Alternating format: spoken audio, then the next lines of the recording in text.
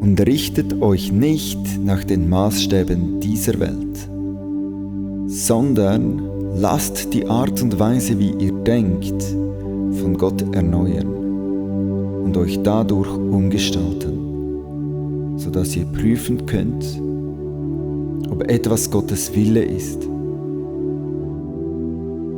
ob es gut ist, ob es Gott gefallen würde und ob es zum Ziel führt.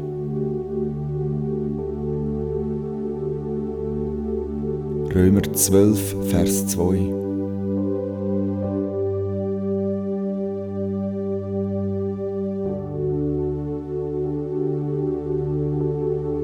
Wenn jemand von euch nicht weiß, wie er das tun soll, dann darf er Gott um diese Weisheit bitten.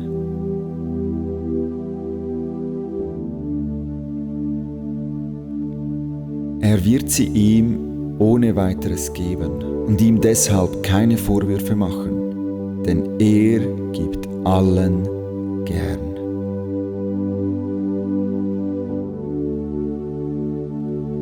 Doch wenn er diese Bitte vorbringt, soll er das mit Gottvertrauen tun und sich keinen Zweifeln hingeben.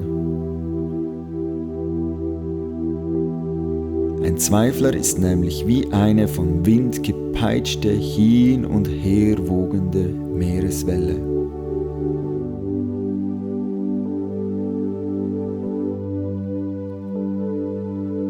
Ein solcher Mensch kann nicht erwarten, etwas von Gott zu empfangen. Er ist in sich gespalten und unbeständig in allem, was er unternimmt.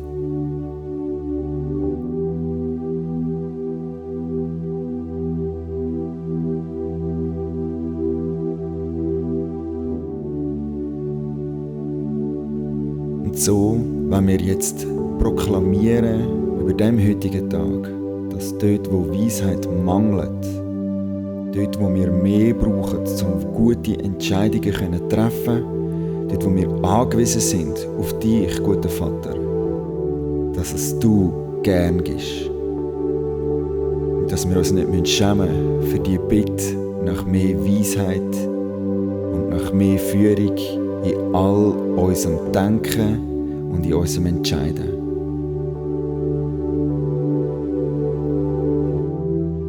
Wir glauben und halten fest, heute in diesem Gebet, dass du, guter Vater, unser Denken umgestalten, so dass wir immer mehr in deine Bahnen denken, auf dass wir zum Ziel kommen.